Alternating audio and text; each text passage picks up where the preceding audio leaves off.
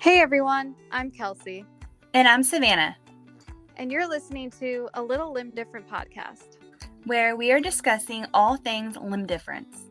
We know that growing up with a limb difference can be a struggle, so we're here to help. So join us as we cover all the hard topics for limb different girls living in a two-handed world.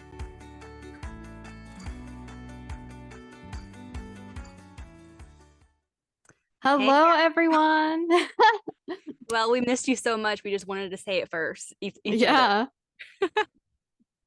Wow. I was looking it up and it was almost exactly a year ago today that we had our last episode. Nuh-uh. Yeah, it was August 12th that it was released last year. Oh my gosh, we have waited a whole year. Well, I was pregnant for like 9 months. Yeah. Yeah. So basically almost the whole year. Yeah. I can't believe that. And I have so much to share. You have so much to share. Like in a year, like I feel like our life has changed. You ended up getting married at the end of like our last recording, right? Yeah, I got married that September. Yeah. And then you went on vacation. Weren't you gone for like a whole month? I went to Jamaica. Like we went there for our honeymoon. So, but that was only like a little over a week, maybe. Oh, I think I'm thinking about when you went to Oh, Germany? Scotland. Yeah, Scotland. Yeah. Okay, you were gone for a while then, right? Yeah. Yeah. That's so crazy. I know. Just so much has happened. I've been busy with school. It Gosh, just, I can't even imagine. yeah, just finished my third semester. I think I have like 5 more to go, maybe. Oh my God, I'm literally so proud of you, Kelsey. Like you're literally just like achieving my goals. Like seriously. Thanks. I have been wanting like to go back to school so bad. And when we were in Louisiana, I ended up applying to a college and I got in. And then my husband and I ended up moving back to Texas. I literally did 2 classes. And then I was like, well, I can't do anything for a while. About to Mm, pop out a baby. yeah. So why did you guys move back to Texas? So, I mean, we're from Texas, so we originally always like we had the goal of coming back here, like when I had kids and stuff like that. And my husband had been looking for a new job, and the craziest thing happened. So in Louisiana, we had these neighbors that moved in beside us, and they were in the Coast Guard. And I made friends with the wife, and the husband was really nice. My husband and her husband went golfing and stuff like that. Well, my husband had been trying to get into like the plant work and stuff like that. He had been applying to this company for like ever, and he got through to like third rounds or something like that, and he kept getting denied. And so we were like, well, you know what? It's not meant to be, whatever. Well, those neighbors moved in and they're only supposed to be like in Louisiana for like maybe a year because they're in the Coast Guard. She was like, "Oh, my best friend's husband works at this plant in Texas. I'm gonna call her right now and you can talk to her husband." I was like, "What? Oh, okay." Like I don't really have any questions. Like that's like my husband's thing. But he told me about it and he ended up giving the reference, like the referral reference for my husband. Didn't even know Zach, like my husband, at all. I was like, "Yeah, man, you can put my name down, you know?" And so he put his name down when he applied and he ended up getting the job. Wow. Yeah. Dang. And I am, I think, 7 or 8 months pregnant. And we were like, oh my God, like so his start date was April 25th, Kelsey. My freaking due date was April 26th. Oh my gosh. Yes, we were freaking out because we had to put our house on the market. Like we had a house out there. We were like, oh my God, we got to put the house on the market. We got to get an apartment. I had to change my OBGYN, and that was literal hell. Like, Wow. I wish that on nobody to have That to change their OBGYN and like they're 34 weeks pregnant. that sounds awful. It was literally so horrible. I had no idea. I think this is really crappy and like that they do this is that some OBGYNs don't take people over like a certain amount of weeks. And like if you're in your third trimester or whatever, they like don't take you. They're like, no, you're Wow. too far along. And I'm like, am am I supposed to just literally have this baby and like just go to the ER? Like, I don't want that. Yeah. I got Yeah. turned down by 4 different doctors because of that. Jeez, I didn't know that. Me neither. I thought like, I don't know. And I didn't understand. I was getting so frustrated. I was like, okay, ma'am, like, can you refer me to someone that's gonna like take me? And another little blessing had happened as well as that one of our other friends in Louisiana that lived like 2 doors down, they're in the Coast Guard and they were only there for like a year. And her sister was a nurse practitioner at Texas Children's. And Oh, her sister had to call her OB and say, "Hey, I'm referring Savannah. This is like how far along she is." And they're the only ones that took me because it was referral. wow. Yes. My gosh, I'm so sorry you had to go through all that. It was crazy. And like once you hit like 34 or 36 weeks, you have to go to the doctor once a week because like preeclampsia and everything. Mhm. Like they monitor you really closely at the end. And I was literally driving back and forth from Louisiana to Texas for my doctor's appointments. Oh my gosh. My feet were giant. I was wearing full stocking, like compression stockings, like all the way up to the breasts, like my boobies. It was horrible. Oh my gosh. So yeah, you have to tell us all about the pregnancy. What were some of your fears, going into it as like a limb different mom, and what you've learned so far? What's been the most challenging? We want to hear it all. Oh my gosh, it's literally been a whirlwind, Kelsey. Like I had no idea about postpartum. Okay. Like you watch the TikToks, you watch the YouTube, you watch, people on Instagram and stuff like that. And you're like, oh, that'll be like so easy, like my body's gonna bounce back. And pregnancy was okay. I mean, I was pretty sick like the first trimester, super nauseated. I love fruit. Like I could eat fruit Mm. all day, every day.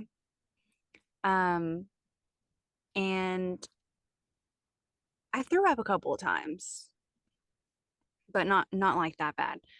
But at the end, it was very miserable because I was literally changing my entire life over to Texas. So like that was so stressful. I was walking around at 6 centimeters dilated. Like I don't know how the baby just didn't fall out. Yeah. It was insane. I was packing my house like 5 centimeters dilated, and everyone's like, "Are you sure you're okay?" And I'm like, I mean, I feel the pressure down there, but I hope he doesn't come anytime soon because I gotta get to Texas Oh my gosh. before I have this baby. But yeah. So what's funny is I had my baby shower and we did like, you do those games and stuff like that. Mhm. Well, we were playing like the diaper game, and I always was concerned that I was not going to be able to change my baby's diaper. Like I was so concerned with that because I'm like, how am I going to hold the legs, put it under there, maybe like have to put on ointment? Like, I don't know. I don't know. I was so worried about it. And when we did the game, I literally killed my baby. Like Oh my they're like, oh, gosh. they're like, okay, your baby's done because I was like moving him around, all kinds of stuff. And I'm like, I have a little arm, like I'm lopsided. Mhm. So that was my very first fear. And then my second fear that came to life actually during postpartum was breastfeeding. Oh yeah. Um, I've had a lot of people ask like how, like, is it going to be uncomfortable for you to breastfeed because you're lopsided, and like, it's hard to hold a baby and like be comfortable, having the shorter arm. And I've always been like, well, I'll figure it out when it happens, but now you can kind of answer that for us. yes. Do you want to breastfeed like when you get pregnant? That was the plan. Yeah. I've always said that. I'm like, I know stories that milk didn't come in. I know other stories that they just didn't want to. Mhm. And it's all depends on the person. And I have zero judgment because that shit is hard. Yeah. Like breastfeeding, with two hands, I feel like it's extremely hard. And then breastfeeding for us is a whole different story and a whole different ball game. So what have you noticed has been, like, the hardest part about it? The hardest part about it is, like, having to, like, latch him. So, like, you latch him onto, your breast, but there's, like, a certain way you have to kinda, like, pull up your boobie and, like, Mm, latch him on, like, hold the back of his neck and, like, try to get him to, latch on because they have to learn it, you know? mhm. It's not I mean, it comes natural, but it doesn't really, like, it's repetitiveness.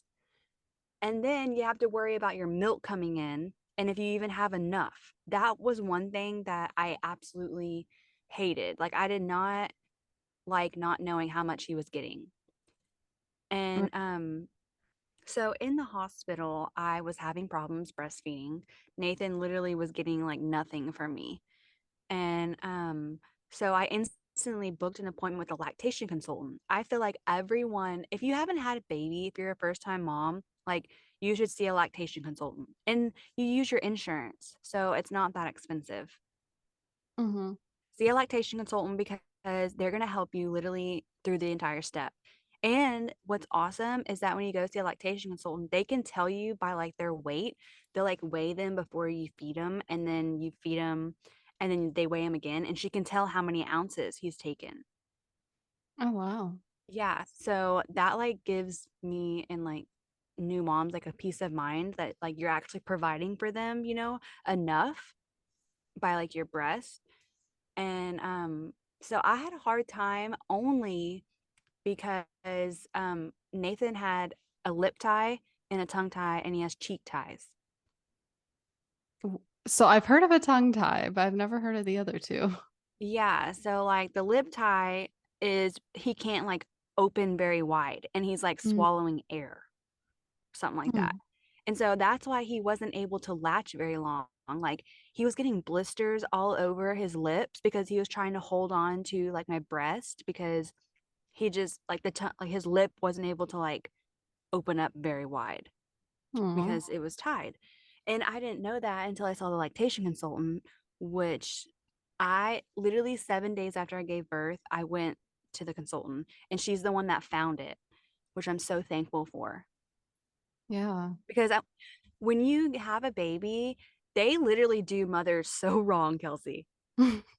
Because, like, when you get out of the hospital, they're like, "All right, see you at your pediatric appointment in 3 days." And, like, literally, you're still healing. I couldn't Yeah. even move. Like, I was in so much pain. I cried every single day for, Aw. like, 2 weeks. I'm not joking. Yeah, Like, I don't blame you.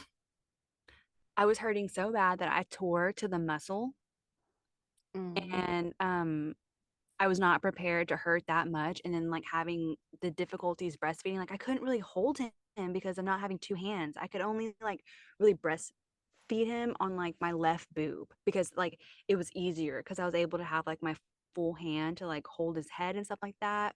Mhm. But I do recommend that you have, like, the breastfeeding pillows. Those really did help. But I can't carry those around in restaurants, like, Yeah, that's true. And so, like, he's literally now 16 pounds, and I had to stop breastfeeding at, like, 3.5 months, and he's almost like, I just stopped breastfeeding, like, at 3 months or something Mhm. because it was too much. Like, I can't even hold him, and I can't even, like on my right side, my right boob, because 'cause I'm missing my left limb, like, I couldn't hold his head to support him, which Yeah. made me feel awful. I think I could definitely see my back hurting with that because usually when I am doing tasks where I'm like having to hold things while also doing something with my other arm at the same time, like my back hurts when I do stuff Oh, like yeah. that. So I could definitely see my back hurting while trying to do that. Yeah, 100% your back hurts because, like and how you're lifting them up, you're lopsided too. Mhm. And it's like lifting up it just get gradually gets heavier and heavier. Yeah. But that was breastfeeding was one of my biggest first challenges as becoming a new mom, and I cried for like a week. Yeah.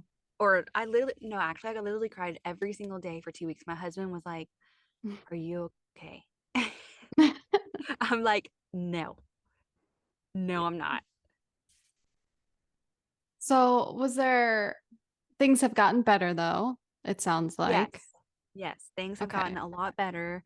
Um, I started having to I wasn't producing, like, enough milk and stuff like that, so that's another reason why I quit breastfeeding, and then I just stopped pumping too because Nathan had the lip tie and he was just screaming hungry, and, like, I just didn't have the time to pump. Like, you Mhm. literally have to pump every 2 hours, like, to keep your supply up and stuff like that. I'm like, I literally would like to sleep. Like, my mental health, I need to, like, sleep to be able to, like, function. Yeah. And so I decided to stop pumping, and now we're just formula feeding, and I have no guilt about it. The only thing that I wish I would have done is kept pumping to have, like, a supply for the freezer, Oh, but yeah. I just wasn't producing enough at all, like, at all. I was drinking freaking Under Armours, I was eating these, like, lactation brownies, like, I was trying so hard, and I just finally was like, "I can't." Like, it makes me so much happier to not do it. Yeah. I feel like there's just so much pressure put on Oh my women god, with that. yes. Yes. I Yeah. now understand it because, like, you really wanna feed your baby from, like, the best. They always say the breast is best. Mhm. And but a lot of people are like, "You know what? Fed is best. That's what it is." And so that's what Yeah. I'm telling myself, fed is best and he is fine. Yep. Fed is best. Yeah, so I hope your journey is good. I think one of my fears is so if I have little girls, obviously they're gonna want their hair done, like braided, cute, Mhm. little ponytails and stuff like that. Like my mom always used to do my hair when I was a little girl. Yeah. I'm so worried that I'm not gonna be able to do that kind of stuff. I barely even can braid my own hair. Like it's a very crappy, sloppy braid. So I just don't even braid it ever. So I just don't know, like having little girls, if that's gonna be something that's gonna be super challenging. That is funny you say that because I had the same fear too. Like, I'm like, "I'm not gonna be able to do her hair for cheer." Yeah. Like, or gymnastics, like, my mom did my hair, like, slick back buns, like, on top of their head, Mhm. braided them all the way down, and I do see I think it's Ashley. I don't know her last name, but she has a little girl, and I've seen her braid her little girl's hair, and I'm like, "Alright, we're just gonna have to practice." Yeah. I'm guessing it's gonna be something that, like, it'll be like everything else, I'll just figure out my own way to do it, but still just stressful. Like, even my own hair, I can curl my hair, flat iron it, whatever, but, like, any cute little styles, like doing half up, half down, or anything like that, I struggle with on my own hair, so Oh, yeah, me too. I taught my husband how to braid. Oh, yeah. Yeah, because, like, when I get out of the shower, I don't wanna, like, air dry, so I have him braid my hair down the back before I go to bed. Mm. I feel like I need to have Paul start doing that. Yeah, I mean, it's not very good, but, like, you're going to bed, like, it doesn't matter. Yeah, and it'll give you that nice wavy look in the morning. Yeah, so he, like, brushes my that's kinda like our thing at night, like, I'm like, "Oh, will you please brush my hair?" Especially when I was pregnant, I'm like, "Brush my hair, please," and braid it for me. He's like, "Oh, fine." So how are you feeling with, transporting him everywhere and, like, having to take a stroller and a carrier, and has that been challenging for you or I think that's not that big of a deal. I think the more of, like, after having the baby, you're scared to just do it by yourself because they just give you Mm, this little tiny human, and you're like, "Oh my god, what if something happens?" It is a struggle carrying the infant car seat with the stroller, but me and my husband went and tried out so many strollers, and we tried to get, like, the best, like, easy functional one for me, and the car seat to be like really light. And Oh, so that's it'll good. be easier. Yeah. It was a lot of trial and error to figure out because you have to like press two buttons for like the stroller to open or like to close, or like the car seat you have to press this button in the back for it to like unlatch them to get them out of the car seat. So it was a lot of trial and error to be able to figure out like what my limits were. Mhm. But we found it. We use the Nuna stroller and the Nuna car seat, which by itself, without the baby in it, only weighs like, I think, like 5.3 pounds. Oh, yeah, that's not bad. No. And so going places, I've gotten really good at it because my husband works, you know, I'm going to have to take him to doctor's appointments by myself. I ended up taking him to doctor's appointments by myself because my husband had started his job. Like, I had Nathan on April 18th. Mhm. That's his little birthday. And my husband started his new job April 26th. Like, he Gosh. was gone like 8 to 5. Wow, I could So not like imagine that. it was hard. My mother-in-law stayed with me. Without her, I don't even know how I'm living. Like, seriously, I was hurting so bad that she would have to pick him up for me and like help me breastfeed. Like, she was in the room when I delivered. She's seen everything, Kelsey. She was there. She was holding my leg. Like, she's seen me postpartum. I'm sure she's like, wow, I know all the ins out of my daughter-in-law. Like, Yeah.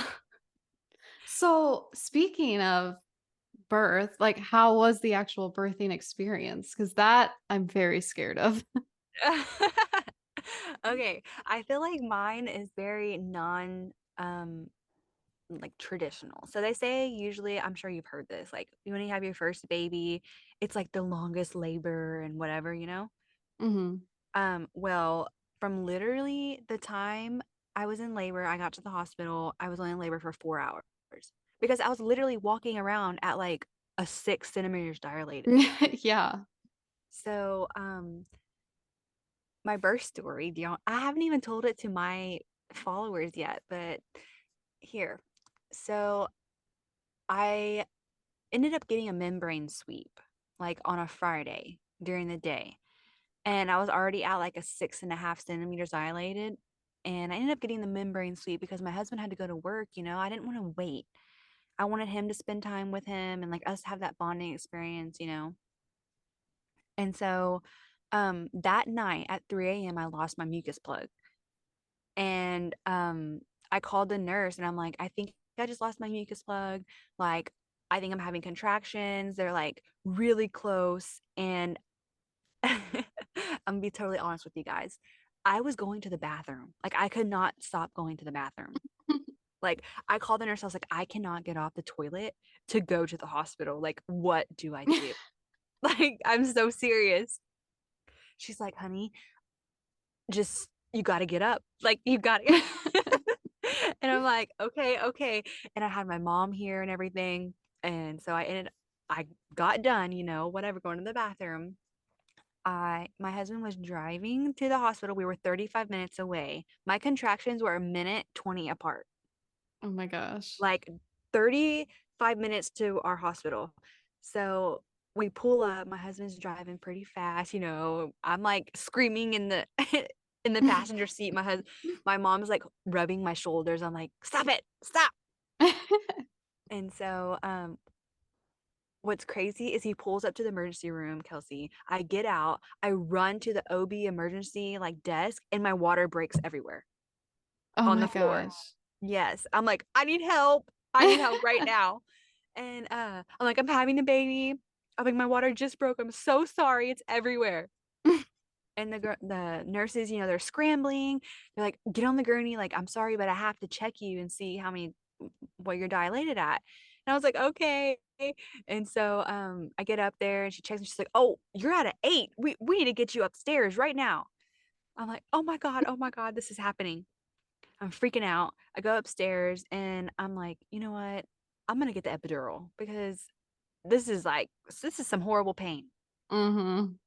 Got upstairs in a matter of minutes and they had anesthesia on call. I ended up getting the epidural and it only took to one side. Oh, that happened to So my mom. really, it Yeah. sucks. Yeah, So her I don't know if it was for me or my sister, but it wore off on one side of her body, and she said it hurt so bad. yeah, like, I mean, it didn't even take to my left side, and I'm like, I can still feel, like, my your legs went numb. Like, your legs are, like, not there at all.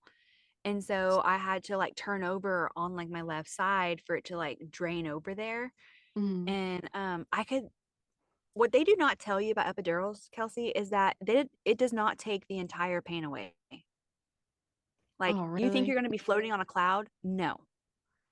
Um, seriously, you still feel the pressure of the baby, like, coming out. Hmm. Like, it takes away your contraction pain, but doesn't take away the pressure pain.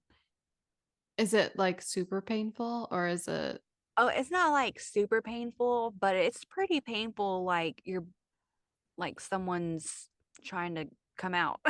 Yeah.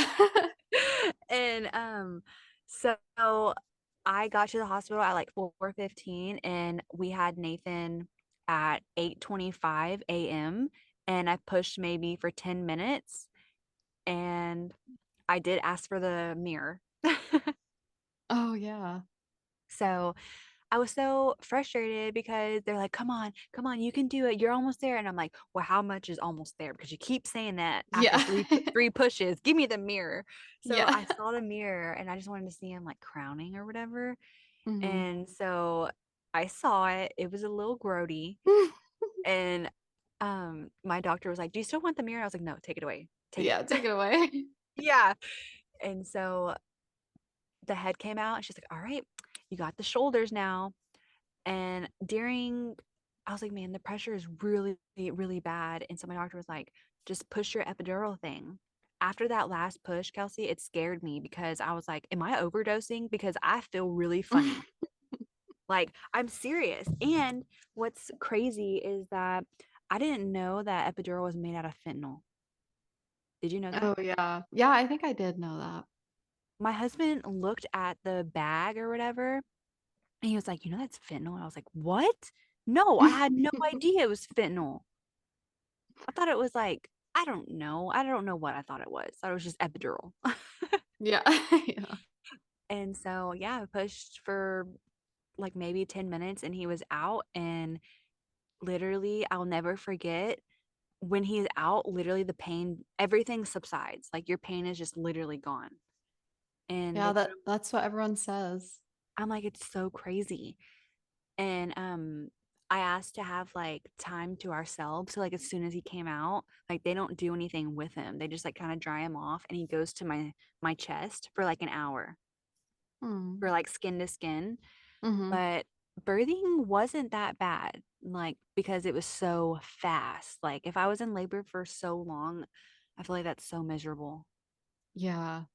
I so I did during, like, my labor and delivery clinicals for nursing school, I got to see a birth, and I feel like hers was pretty similar to yours, like, she pushed for maybe, like, 10 minutes, and it was very, like, calm and, like, nothing crazy, like you see in the movies, Yeah. and I was just kinda like, "Wow, that wasn't bad at all." I was like I not wish anticlimactic. yeah, I'm hoping my birth is like that in the future, but we'll see. No, it's crazy. Everyone is so different whenever it Yeah. happens. Yeah. I just feel like there's so much to learn. I feel clueless about all this stuff. I'm gonna say this, okay? I was very clueless about what postpartum was gonna be, okay? I just literally want people to be prepared for that because it's such a journey, like, no joke, and everyone's is different, but, like, the recovery process and, like, you just wanna love your baby, and postpartum is crazy. Yeah, I'm sure it is. But if you ever need help, I'll always be there. Yeah, I'm glad you're doing this first so I can ask you all the questions. Oh my god, my dog's barking. Can you hear that? No, not anymore. Okay. Oh. So we're in an apartment and every little thing my dogs hear, they're like bark. It's Of horrible. course. Oh my God, that was really close. So I wanted to talk about or ask you this question that we got on our Instagram. We got it as a direct message, and I wanted to ask you it because I thought it was kind of interesting. Okay. Okay, so the question, so I took a photo of my nub and I was like, I think something bit me because I have these like bite marks on my arm, and I'm like, I don't know what happened. Like, sometimes you get like a bruise and you're like, I don't know what I did. Mm-hmm. Well, I got this bite and I was like, I feel like something bit me. Well, I posted it and this girl wrote in and I was like, this is really interesting. So she asked me, she's like, do bites, scrapes, or scratches hurt more on your nub? She has a daughter and she always reacts more to those things that are on her little arm. And so she just really wanted to know if it's like more sensitive. So is yours? I don't know if mine is more sensitive. Well, actually, I take that back. I feel like it definitely is more sensitive. It gets dry, like drier than the rest of my skin. Like especially in the winter, I get really dry skin on my arm. And then around like the little, I don't even know what you call it, that little like bump on my arm that was supposed to be like a thumb, I guess. Yeah. That yeah, that gets super dry too, and like it'll start to crack and it hurts. Um, and I know when I was little, my mom used to put lotion on my arm and then she'd put a sock on it when in the winter when it gets super dry like that, and that would help sometimes. Oh yeah. Um, I put a sock on my arm whenever I'm like picking things up. Like I'm helping my husband like move something because like it literally digs into my little arm. Yeah. It's basically like picking something up with like your elbow. Like, like the crease of your elbow, like try to pick something up Mhm. there. It's literally so tender. Yeah, I constantly get like indents in my arm of like things that I'm picking up because I use it to pick up so many things. Oh, I know. But to answer her question, I'm going to actually say that um scrapes and cuts are more painful on my little arm, I have to say. Mhm. Like I think it's because like that that skin right there is just like fatty. Does that make sense? Like Yeah. it's like more, I don't know, it's like soft to me, my little arm is. And Mhm. when something happens to it, it is more sensitive, I guess, because it's not really touched that much. It's not like hard skin. It's not like your hand. Yeah, like your palms. Yeah, like that skin is Yeah. way different if you feel like your forearm. Mhm. And that's basically what's happening to her. Like she's having her forearm be like destroyed. Yeah. Yeah, that makes sense. I didn't think about that. How like we use our palms and it's much tougher skin than like our arms. So, Yeah. oh, well, I think we're going to wrap up a little bit, but we're just really excited to get back into the podcast. And we have so many ideas for this next year with the podcast. I think we'd really love to do some video recordings as well. So you can actually see our faces. Yeah. Um, and I also think it'd be really cool to start, some kind of like group chat with our followers so we can be more involved. Um, Oh yeah, that would be so much fun. I know other podcasts, they have like a group chat and like I know one podcast I follow, they call their group chat Kitty Gang. aw. And I'm like, it's so funny. They'll just be like, "Hey Kitty Gang, like what's up?" Like, it's just funny. Yeah, I like that. But yeah, definitely we just want to bring more awareness and, Kelsey's a healthcare worker working on her NP, nurse practitioner, which is amazing, and I'm a healthcare worker, on maternity leave right now. But we've been through it and we want to share our experience and just bring more brand awareness to our podcast and being limb different girls working in healthcare and just kind of like going through life, like being married, like just everything that we've gone through to be able to help, our other limb different community and anyone else. Yeah, definitely. And we would love to have guests on the show soon too. Yes. Just We definitely want to have some guests and get like their perspective. And so if you're open to it, send us a DM. Yeah, definitely. We would love to hear from you guys. And we'd just love to hear, other stories of limb different people and, the struggles in their life and the things that they've done well. I think we can all relate to that and it'd be really fun. I agree. So definitely good first recording. We're excited to do more. So stay tuned. Yeah, we'll talk to you guys next time. Bye. Bye.